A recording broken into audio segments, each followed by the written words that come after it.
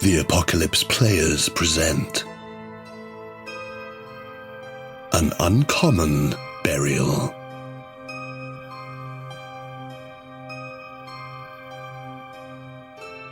A Call of Cthulhu 7th edition scenario written by Danann McAleer in the style of M.R. James.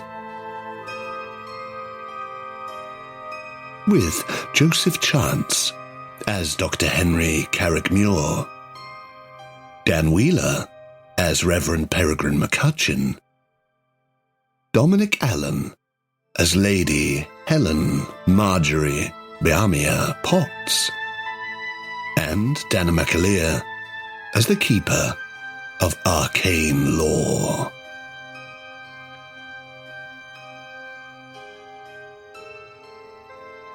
Part 16. Eyes open.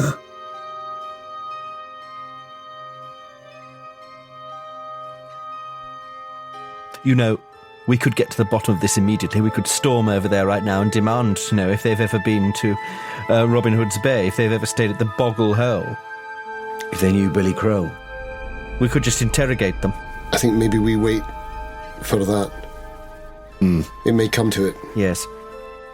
As you finally take your gaze away, you see the last thing you see as like someone walks past with a tray of herring is like one of them seems to be getting out quite a bright, like shiny, it's almost like glittering thing out of the box. It looks like a sort of butterfly or something like that, like some sort of angelic figure. And they're sort of laughing together, and she sort of folds it, puts it into the other bit, and then you sort of lose sight of them through the crowd, and you make your way to the train station. Get your effects. How horribly numinous and strange. You collect your effects, your carpet bag of guns, your big box of bullets, your sack of shooters, what have you. And the dolphin is just across the little bridge. So do you go to check in? Yeah. Hello, how can I help you? It's very it's a lot where you can tell as soon as you walk in. It's like it's a lot busier, but it's also a lot quieter. It's you get this sort of impression that riff-raff won't come in this place. You know, they'll get rid of that sort of people. It does seem to be. I mean, it's Whitby and it's 1901. There's nowhere that's going to be like the Ritz or the Savoy, but you can tell the difference when you walk in. And I think you do get a sense that this is as close to the sort of place as you were looking for that you could probably find. Fine. So yeah, can I help you? Morning. Gentleman, lady. Oh. We'd like 3 of your best rooms, ideally next to each other, on a floor that is largely unoccupied, if not entirely unoccupied. Oh, well, wow. Would you like to book out an entire floor? If I have to, yes. I'm not sure. Let me just Mark. Sort of older guy comes over. Sorry, can I help you? Sorry, he's very new here. You were looking to book rooms. A lot of rooms. A lot of rooms, I see. 3 of your best rooms, but they Excellent. be next to each other, and ideally on a floor that is not terribly occupied, if occupied at all. Well, our upper floor. That sounds ideal. I think. Yes, there's only 4 rooms up there. One of them is booked out for the next couple of nights, but for the time being, for tonight, you would have the whole floor to yourself. This person who's booked out this room for the other nights, can they be moved at my expense? Well, it's not something we would usually do at your expense, you say? Yes. What?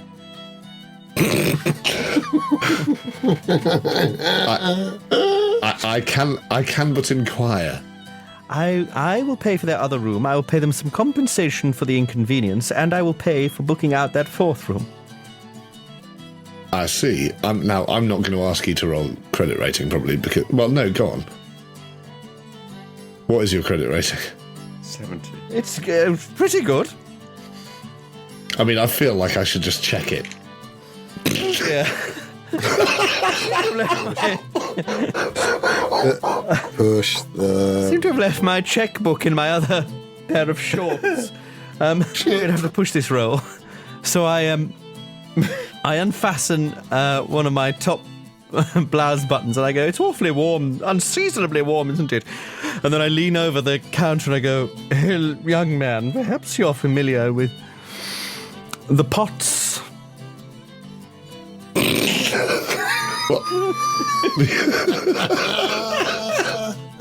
You just see like a single bead of sweat run down his forehead, and he sort of goes, "What?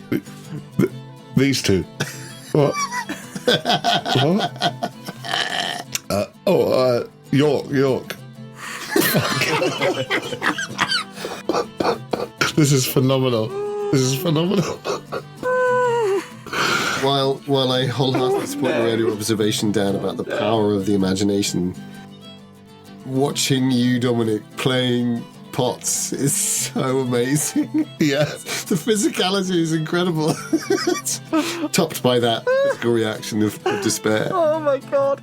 I've got a 70 in my credit rating. Yeah. I rolled a 95 first, and I've pushed it, rolled a 91. Oh my God. What's happened? Fuck me, man. I can't on a push roll. She's only got 21. Oh, yeah. These dice are fucking me. Yeah, I tell you what, they've not done well tonight, have they? Oh, no, it rolls a 5. Oh, fuck you. So it does work. Oh, yeah. They do work when you don't need them to. I think with that failed push roll, he's sort of he's sort of, you see the beads of sweat just retract up into his paws again, and no. He wipes up. He sort of backs off slightly. He says, "Sorry, madam. It's not the way we do business around here. There's a room you can have on the top floor. You could, but I shan't be contacting any other customers or clearing any floors or anything of that sort of nature. You can book a room like any other customer." Well, but you tell me there are 3 rooms that are next to each other. Perhaps you'd better go elsewhere. I beg your pardon? Well, we don't take to ostentatious displays of wealth around here, especially if they're not backed up with reality. So, I think maybe the man has a point, Lady Marjorie. Maybe we should take our custom elsewhere. If we've upset them, we don't. I take a long look at the decor, and I say, "Well, I can see that. We will be back, and we'll be buying the place. We're going to put a jukebox in here, and I'm going to club them in." we're coming back in here. We are multi-millionaires. Well, I didn't see that coming, but you do, I guess, yeah, you do, tail between your legs, sort of find yourselves back out on the street. Don't do and, I stop in the doorway and I turn back and I go, "What was your name, sorry?" Mark. Mark? Ah, good. Mark? Fuck you. Well, I never... the door's sort of closed. Well, that's So never happened the before. Angel Inn was just the other side of the bridge, so you go back across the bridge, past the train station, the embarrassing walk of financial shame over to the Angel Inn, which I believe now, in the modern day, is a Weatherspoons hotel. So, Yeah. there you go. And it looks doesn't look that bad. Bit louder, bit stickier. I still think you'd be best at doing the talking, Lady Marjorie. Is. There's a phenomenal rudeness back at that. The dolphin wasn't for us. Wasn't he an uptight little cunt? Right. Yes, you were very unlucky, Lady Marjorie. Right. Ding, ding, ding, ding, ding. Maybe an angel is more befitting, I say, looking back at the marketplace through the wall. Yes. Imagining. Yeah. Very good. Jesus Christ. Oh. Ding the bell. And a sort of... Ding, ding, ding, ding, ding. All right, just a minute. And woman rounds the corner. And again, Dr. Henry, immediately you're taken. Auburn hair, dark eyes. She has no time for any sort of, small talk there. She's like, "Right, what are you here for? Room? Meal? Drink?" We would like 3 rooms, ideally next to each other, preferably on a floor that isn't too busy. Ideally not busy at all. Unoccupied, preferably. I see. My late husband was the 19th Baronet of Oster. I see. Just to clear things up, you'd like 3 rooms next to each other on a floor, preferably otherwise unoccupied. Ideally, yes. And would you like drinks with that, or? We'll be taking all our meals here, preferably, and I'll pay for those in advance. Excellent. Well, and you'll get a sizable tip. Oh, well, chance to be a fine thing. Barry, and keys, 3rd floor, the whole lot.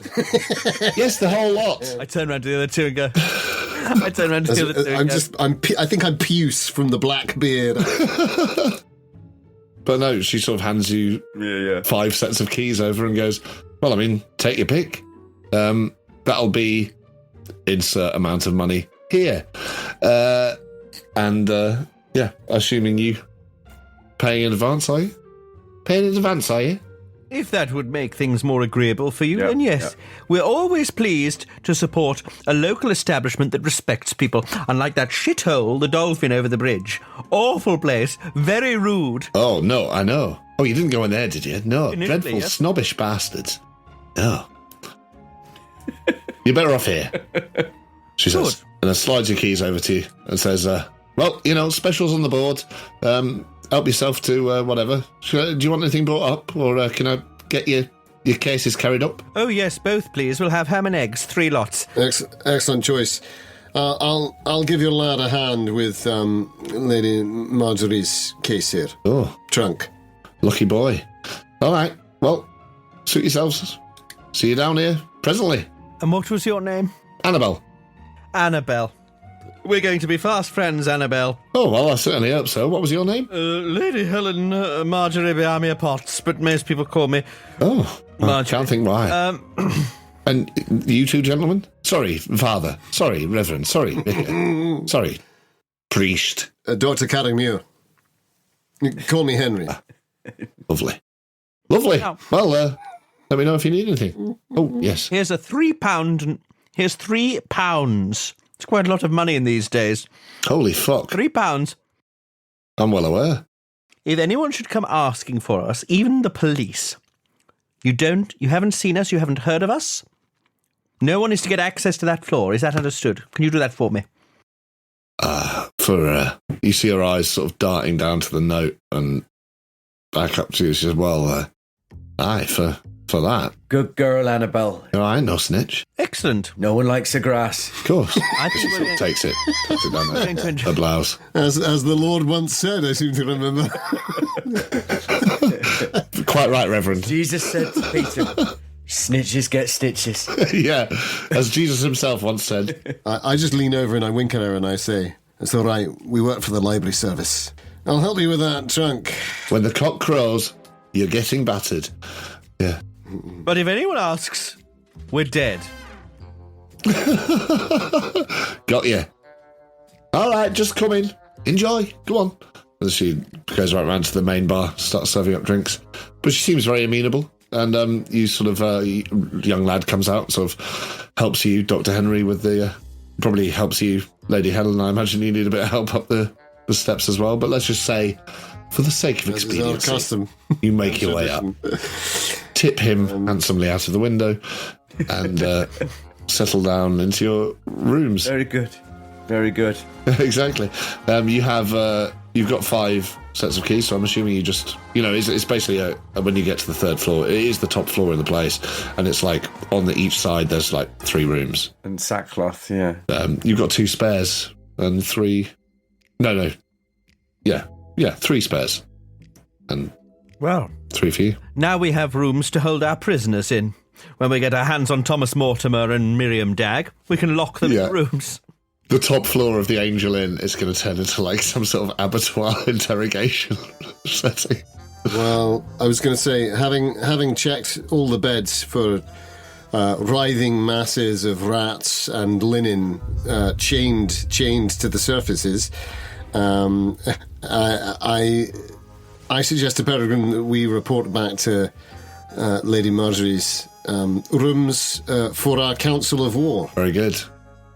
So, yeah, no, you have a look at the other rooms. I assume lock the ones and keep the keys that... Yeah, so that we're all next to each other, yeah. And are you just going to go in, like, along one side, basically? No, it's probably not going to make too much. So you're on the side that's overlooking the harbour, I guess.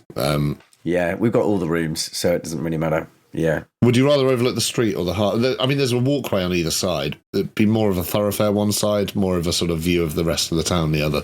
Quote. If that makes sense. Up to you. If you could, we don't all have to go together. If there's a tactic you have in mind. I mean, we're not going to be watching now, are we? Not when we have a conference. You can always make your decision later tonight. You got all the keys. You can always move it around. So you check the rooms and they are just empty. They're quite clean and everything, not that musty. Yeah, pleasant. And you reconvene in Marjorie's rooms. It's 50-50, isn't it? I feel a little bit like I'm getting a handle on things better now. Perregrine, I feel like you have the best grasp of the narrative so far. Why don't you talk through from the start? I don't mean from the start of your involvement. I mean the start of... You were called at Farley Wallop. Take us through to here, as you see it. I didn't get the message myself. It was sent via my mother, which was most strange. Unless I remember that incorrectly. No, I think that's what I remember. Judith. And I sort of shudder because her name was on that list. And then I made my way straight to Rochester, where we met Theodore Pugh, the three of us. Pugh seems to have been an ally of Robert. He claimed to have sent Robert off on his original quest. He didn't seem too much the picture of a grieving man, did he? Well, he was drinking very heavily. He clearly wasn't happy. So rather took it lightly, I felt. Otherwise I wouldn't have been so damned angry with him. Yeah. Aye. He was now out of game. At first it looked like he'd killed himself, but then we realised he'd actually been murdered. He did also, just to add into that, he did say to you he wasn't as close with Robert as you were, but he still felt a lot more guilt than he was showing. Like he liked him and felt guilt for having sent him up there. Are we going to call them the Owl Cult? I suppose... The Owl Folk. We may as well. The Owl Folk. So, Pugh was murdered by the Owl Folk. Looked like a giant owl. Yeah. Like he was in between the two rooms getting a drink and started staggering backwards. You thought he was crying and drunk at first, and then he turned around and his neck opened up, and then the owl figure walked through. So, or we were led to believe that's certainly the case, isn't it? Looked like an owl, a giant... An imposter. Did he take his own life? He fought you. It seemed he was trying to get information out of you. You were trying to get information out of him. At a certain point, you got suspicious. Marjorie went and phoned the police, figured out that he was impersonating a real policeman. Perregrine, you went and locked the door. So, but this... Yes, but then this Putnam gave us this list, which was on a headed paper of Whitby Museum with the note, if Robert will not cooperate, and then it trailed off. It was torn. It was torn. And then you tied his shoelaces together. It was a big dramatic maneuver, but basically you started fighting. And when he realised that he was prone, you had this big biblical discussion with him about Judith and Nebuchadnezzar, and I forget the other figure. But you basically were talking about sacrifice and like beheading and stuff. And it was like a revelation came to him, and he sort of said, maybe that will do, maybe my head will do. And he sort of grabbed the glass and started cutting at his throat. At which point, to try and stop him, Marjorie cricket battered him in the head. So it didn't manage to stop him killing himself, but it looked like that's what he was going for. And then you found the ash key on him. He wore the Triskelion. All right, let's talk about Theodore Pugh. He sent me a message at God's house. Meet at Oster. I come there. He tells us that Robert had been to Denmark. He'd looked into a correlation of legends involving Beowulf. Pugh suggested visiting tumuli, items hidden along the coast, searching for some archaeological discovery of a lifetime, as I understand it. That's right, yeah. Took books from the Oster Library, and they seemed to focus on this concept of this missing helm, this lost fabulous helmet from ancient times. Sort of thing that Robert would love, I'll agree there. Yes, that's the sort of thing that would float his boat all the way to the edge of the world in those old Viking tales. For it involves Beowulf, it involves Saxon burial, it involves witchcraft, the 18th century, and its influences on Christian tradition, if I have that correct. Those were the books that were provided by the Whitby Museum. You remember, don't you, Lady Marjorie, that this was R.R.J. Milton's work? Yes. Yeah. Yeah. I see it so clearly. Both a human thing and a hidden thing. If this was someone pretending to be an owl folk, they did a mighty good job. To me, it had all the markings of religious detail, you know? You see what I mean? Yes, I understand. We do still have to question whether it really was an owl folk, but that connects us, unfortunately, terribly, terribly back to what we saw on those hills above Robin Hood's Bay. We need to work out who we can trust, whose side we were on. Who's on our side, if there are sides in... I saw someone dressed like an owl, I know I did. Up by that trigonometry point. You know what I'm talking about. Why would they kill Pew? Because Pew is telling us this? Why wait till now? They were hidden in Ulster. They'd infiltrated. There's also just while you're on Theodore, just to remind you, and I think you still have it, Henry, the ring you took from him. You still have the ring. So you took the Vegvasir ring. Aye, and we have this. That was on Theodore. And the Triskelion was on Constable Putnam, who isn't really Constable Putnam. I have a list of names. Constable Putnam, deceased. Is he in cahoots with the owl folk? And if so, are the owl folk the Triskelion? Like, is that a symbol of the owl folk, or is that a separate faction? It would certainly fit with this idea of Tom Mortimer, let's just call him. Because you saw what you saw down in the tunnels, right?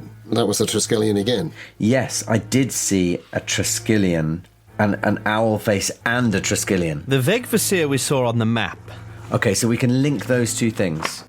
The trapdoor with an owl face. Okay, so in that group we can put Tom Mortimer in inverted commas.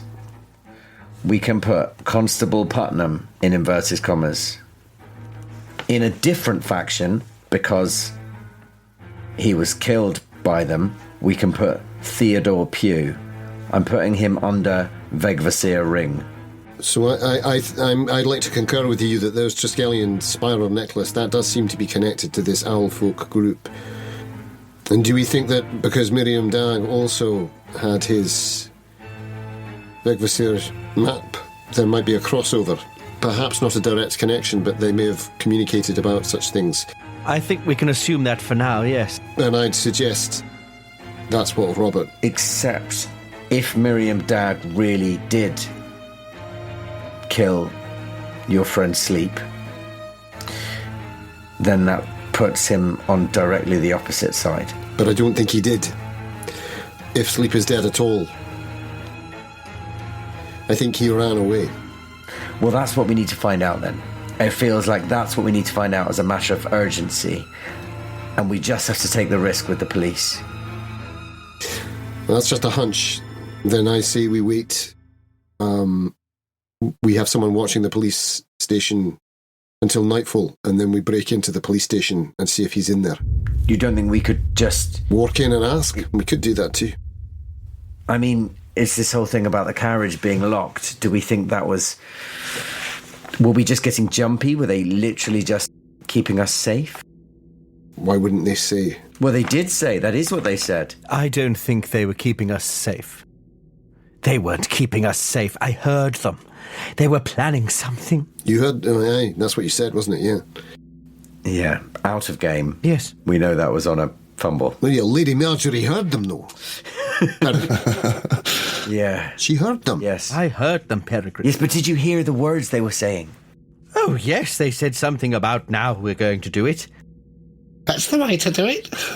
I glanced nervously at Perregrine. I mean, Perregrine, I would offer you the little branch of you're aware how little noise you could hear once the doors were closed, so maybe you're more sceptical she did really hear exact words rather than just intonation, but that's maybe an argument you don't necessarily want to have, I don't know. Yeah. As a sandpiper cries a mile away and Peregrine's the only human being in the 10-mile radius to hear that sandpiper, he thinks... Exactly. Maybe my hearing is quite good. As he hears the fart of an oyster catcher 5 miles down the estuary. Look at it this way, then. Let's assume that I am mistaken and that they were doing it for our safety. Why would they feel the need to, unless they knew they were going to run into some trouble? Which they did. And that looked a damn sight like an ambush to me, and I've lived through a few. Right.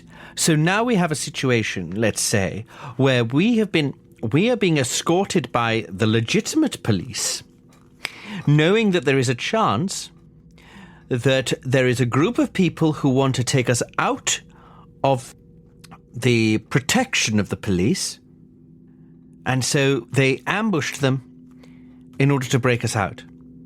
I'm not sure I buy that, because why weren't the police more vigilant about where we were? They were more interested in getting through. So I think that's possibly not the full story there. But I also don't think the police had a clue who we were, so that they wouldn't be guarding our safety. They had no idea who we were or whether we were, important cargo or not, if that makes sense. But then why lock the door? That's what I don't understand. Let's go in and use the law. Let's face it, all three of us understand that is going to make the police very scared, because they're not really involved in the law, are they? No. But, I mean, we are not in Oster now. If we go into there, what if, and I think this is a possibility, what if the police have been completely infiltrated by our enemies, Aye. And then we're just walking into a trap? Well, they're all traps all around us. That's all I can see. Yes, but what I'm saying... We've got to choose which one we go into, and eyes open. But I appreciate what you're saying. Eyes open, exactly, and how we go in. And how we have an exit strategy. If we all three of us go in, then we're sitting ducks. But if they only ever have one of us, then the other two are a safeguard, you see? I don't know about you, but, you're the best with this, and I pat the rifle case, because we're in your rooms. If I'm right... You could take a man down at 50 yards with this, right? Whoa, Henry, I don't think we need to be talking about that at this stage, do we? Well, I do. You remember what happened. I tried to save poor Pugh's life, and he died under my hands. And moments later, we fought for our own lives, and to an extent, that is, we were trying to stop a man from killing himself. If we've a man or a woman on the outside... You need a ranged shot to back us up. Because they might just go for one of us in some strange way. I don't know. It may seem like I'm bringing a war to Whitby, but... No. It's a fair point. I don't want to bring death and mayhem. You know that. I mean, as a suggestion, might I go into the police station on my own and say that I want to offer some religious comfort to Miriam Dag, an old friend? Well, I'll be the sergeant. Here you are again, Reverend. Oh, religious comfort. Well, I'd be more interested in why you ran away from that fracas outside. Well, you tell him we were kidnapped. Do you think? Don't help him, Lady Marjorie. You think a humble, unarmed reverend should run towards a fracas? Oh, you were frightened, weren't you? Of course I ran away from it. I see. I'm not ashamed to admit it. I was terrified. Where's your companion, then? They're booked into the hotel. They? Oh, interesting. Don't tell him where we are. Oh, was it that Scottish fellow, was it? No. Perry, you're doing it all wrong. No, that's fine. It's just... You mustn't tell them we're at the hotel. What you say Don't help him, the Lady carriage... Marjorie. But no, he needs to be primed. You'll have to give him notes afterwards. He's good with notes. All right. They all are, all these reverend types. What I need to say while I remember, I'll forget in a minute. They love feedback. I'll forget. You like feedback, don't you? I love it.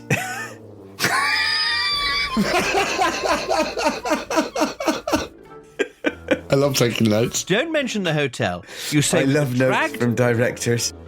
we were dragged from the carriage. And your colleague was injured. She's an old lady. She's injured and she's been taken into care. That's Very good. That is good. It is good, isn't it? Maybe I should be going in. All right, I'm pulling myself back together. Hot seating. That's excellent. Oh, well, okay, so this is a possibility. I'm not saying this is what we have to do. Let's divide the conversation into units. You need to put the onus on them that they failed to protect us. If we could break it down into units and every single line of Yes. every single person could be a different unit. Yeah. That'd be great. Maybe we should have some more table time to actually really talk that through, because Yeah. Your super objective is being lost. well, we've got lunch in a moment. No, but in all seriousness here. So let's park that suggestion. The other thing that I wondered is, I think it's a strong one. should we wander down to the Crane's smoking hut, whatever they call that establishment, and just this? I know this seems Risky?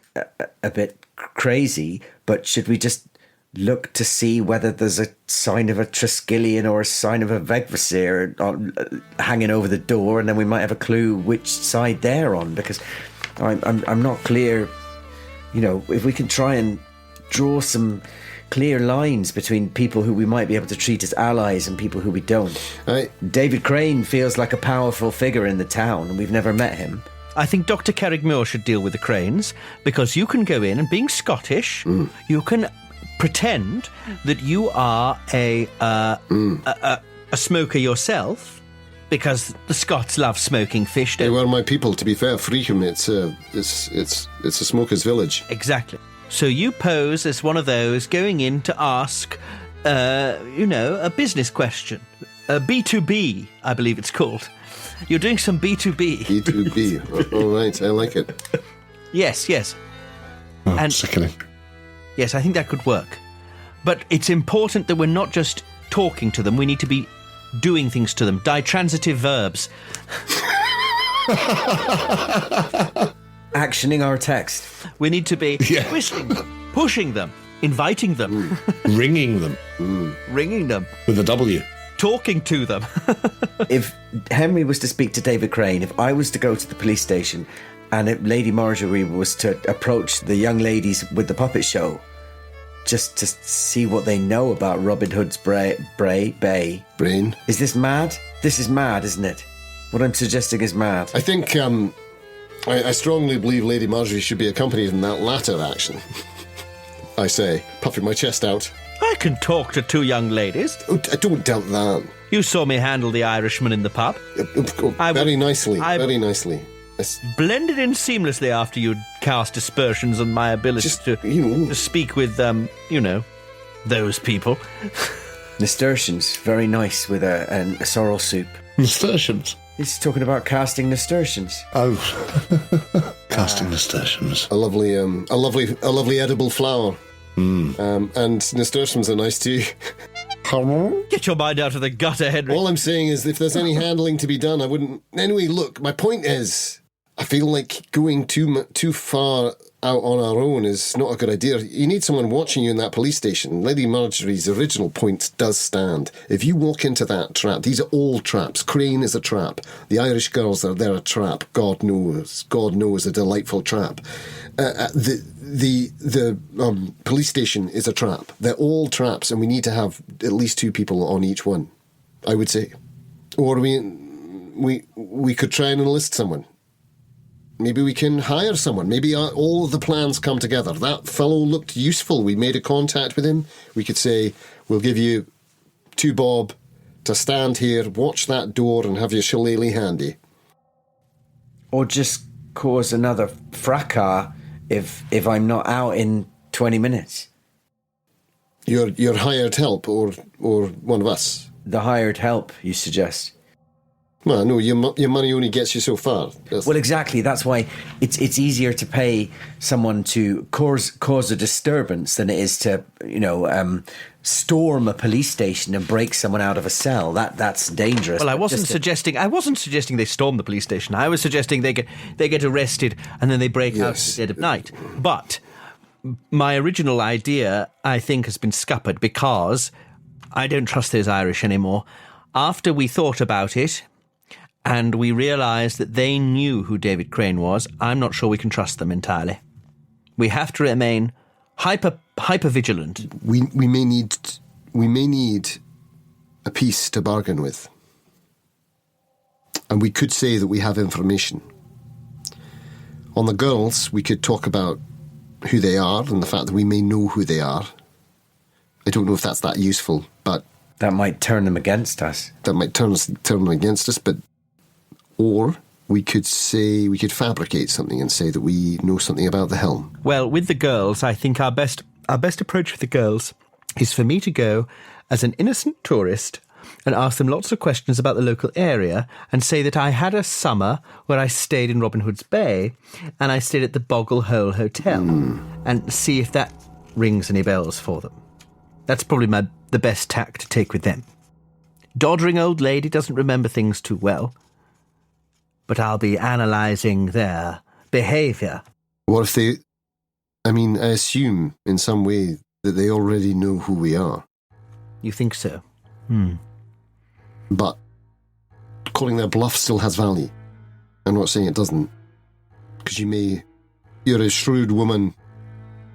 Oh, Lady Marjorie, you're very, very shrewd, and I think you'd get an insight from them if there was one to be had. What if we were all to take these separate routes and agree to meet in the old dead Turk's dog's dad's head's Dick's pub at 6 p.m. The Dead Dog's Dick's pub. And if anyone isn't there, we know there's trouble. If all three of us aren't there, then we're fucked, but... If any one of us is not there, then we know they would have got into trouble in... Are we so pressed for time? I say, looking out across the bay. I think if we have a deadline, it's May Day. I agree. Yes. I don't know whether we are pressed for time. It's more that I feel that every step we take, every stone we turn over, there's another puzzle, and we get led down a rabbit hole. Sorry, now it's me mixing my metaphors. No. Or a smuggler's hole. Or a smuggler's hole. And we're failing to see the bigger picture because we're getting fixated in one line of inquiry. Whereas if we were to spread ourselves out, investigate 3 lines of inquiry at once, and then come back together, we might just have a better idea of what the bigger picture is. I can't see the wood for the trees at the moment. That's my problem. Yes, I know what you mean. But again, surely we could do that together, each one of those. It wouldn't scare the others off. Why not deal with the police first, all 3 of us? I'll tell you why. Because if, and I can speak this way because I am a man of the cloth, if there was, for sake of argument, an all-powerful being controlling all our actions and all the actions of everyone else we encounter, if all 3 of us are in one place, it would be very easy for that all-powerful entity to entrap us in that place and torture us and focus on us. However, if we are spread out, we have some freedom, we have some agency left, and we might just be able to pull the wool over this omnipotent being's eyes. But we've made a mistake, you see, because what if that being had given us the option of having this discussion at the end of the last session or the beginning of the next one? We've given that being plenty of time to prepare.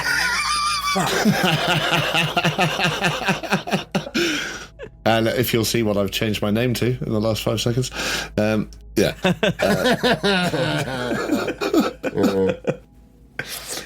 No, you make a good point. No, I'll forget all of that. I'm reluctant, but no, I know. I can see your logic that striking on all 3 fronts at once. Of course, it can confuse. It can it can increase the chances of not all of us being captured. Look, I can tell you right now, I'm not going to engage with David Crane.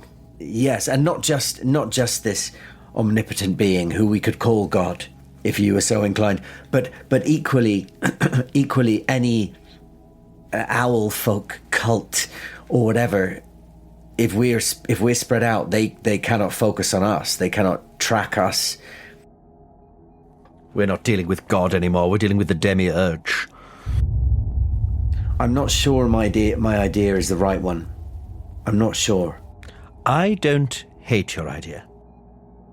I think each of us taking a different thread is essential, because we want a different face for each facet, so that they can never be sure where the other two are.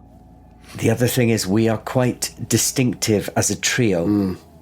There's not much we can do about that.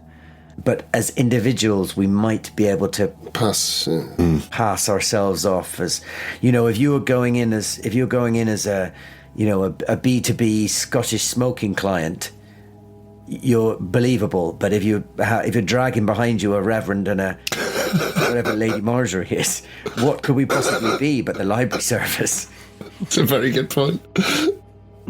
And we all know, when most folks see the library service, they go running, because they know trouble's in town. Well, quite. Oh yeah. All right. Well, personally, I'm going to pay a lad to watch me go into David Crane's smoking hut, and if I'm not out in half an hour, he's running back here and kicking up a fuss, and I'll get him to tell Annabelle to send a message. I'm not going to wait till 6 o'clock. Can we... I don't know the geography of Whitby. We can't see the smoking hut from the window of this hotel, no? No, but where... Oh, yeah. So if you were to follow over the bridge to the Dolphin and then go up like 50 yards and turn left, that's Church Street. Another few hundred yards down there, the cobbled street, that's the 199 steps, and it's around there somewhere. So it's not far. And remind me where the sweet shop is. That's also Church Street. That's in a similar area. It's also on Church Street. That's the main sort of thoroughfare. Not thoroughfare, but it's the main street for shops and, And the police station, were we near the police station when we crashed? Ish. You're about as far from it now on a right angle sort of thing. It's up the hill again, but behind the train station. So you're not far. I'd say the police station is in the opposite direction, but about the same distance as Fortune Skippers. So I think this sort of vague plan that we're talking about, I'm still persuadable as to whether we should do it one by one with the other two watching. But I think we should... I'm not completely committed to we have to do it simultaneously.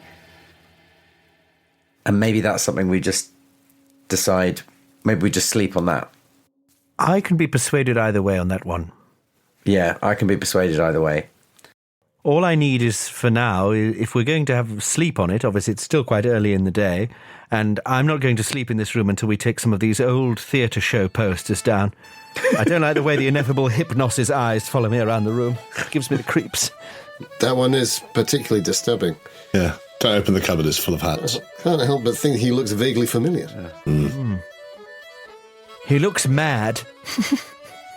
And you think again about the wink that seems so familiar. Oh my God, is there an ineffable Hypnos poster in her room? Wait a second. There might be. He travelled about a bit, didn't he? Lady Marjorie. Oh God. Why did you say that about the 1st of May? Well, it seems to me that whatever's happening has some sort of folkloric significance. We're dealing with legends and people who believe in the superstition... Oh, those gins. I shouldn't have had those breakfast gins. Fucking hell. The superstitious nature of relics, helms and rings and tripskellions and vegvasirs and whatnot. Well, then we're dealing with the pagan and well, the calendar is important, isn't it? And that's the next big thing. There's a whole festival going on. We've been brought to this place by fate at a particular time. It seems to me that that is the event around which all of these other events turn. Aye. Well, there's your speed, I suppose. Perregrine. Yes. When you put it like that, Didn't they used to... maybe we should. It's a time for sacrifice, isn't it? Aye, a time of sacrifice. Well, you know a wee bit about that, Lady Marjorie. And so do I. And so do I. I've got 13 in occult. Maybe we sacrifice our safety to push the battle on our own terms. Before anyone else is murdered or... Taken away. Do you think Robert's dead? I did. Now I'm not so sure. I hope he's alive. Now I hope he's alive. Maybe a bit of me wonders whether he goes by another name, and whether one of these names we've already heard is Robert. I don't know. It's all getting too much. What makes you think that? I don't know. I feel like I'm losing my mind, but... No, it's because those girls have come back. Yes. But they may not be what they once were. And for me, it's about that black hand. The way it was painted, like that. Covered. Almost like it wasn't quite a human hand anymore. Almost like it wasn't quite a mask. Yes. Do you understand me? Yes. Do you see what I mean? It scares me to know what you mean, Henry. I also think Thomas Mortimer was waiting for us. All right. He knew we'd come. They've always been one step ahead. So there's your point, Perregrine. What if we do the one thing we shouldn't do? Split up. Very good. All right, I'm in. That's mad. Time to be mad for a while. Do you think we should do something extreme to that Annabelle woman downstairs? What, like murder her? No, but intimidate her. I'm worried that it was all a bit too easy to get these rooms. No. No, I don't. You think we can trust her? We can't trust anyone, but I don't feel like she's any less trustworthy than... Because right now, these rooms, they're the only place we have. Except for maybe this sweet shop, which I don't trust either. I think it's really creepy. Maybe we just keep giving her money. Your money. I mean, I'm sorry, Lady Marjorie, but, you know, maybe it's a case of if you give her money every time you walk past her, then it's in her interest to preserve our safety. I suppose so. You have to trust someone sooner or later. It's like when we bivouacked in a place that was obviously hostile to us. You had to make friends with the locals. Otherwise you wouldn't be able to get water and food. You can't raid off the land in a place like that. Yes, but like you say, make friends. Right now, we know nothing about her. And I feel like if she is the only thing at the moment standing between what's out there and what's in here, then we should know as much as we can about her. So not only should we give her money every time we see her, we should try and find out something new about her. Yes, I see your point. All right. If you can't make friends, you can at least hire mercenaries, and you should at least know what they've done, or may be capable of. I see what you mean. What if we find out she's a crane, or a crow, or an owl person? Well, then perhaps I won't be asking her for We should ask for a fucking surname. And a grebe. as you say that, you hear a voice shouting up the steps, just saying, "I've got ham, egg, and chips here. Shall I leave them on the landing?" Oh no, bring them in. Oh no, come in, Annabelle.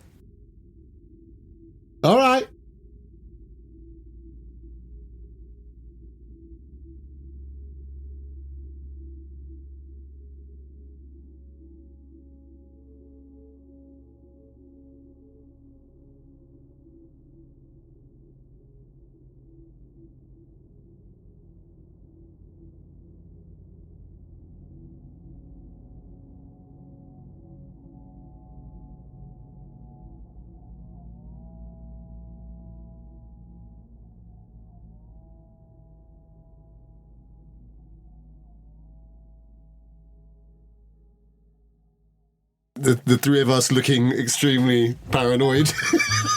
As a giant owl comes in with some ham, egg, and chips. Yeah, you know, the next scene is going to begin with us all being murdered and then finding ourselves in an entirely different location where the plan we've just utterly useless.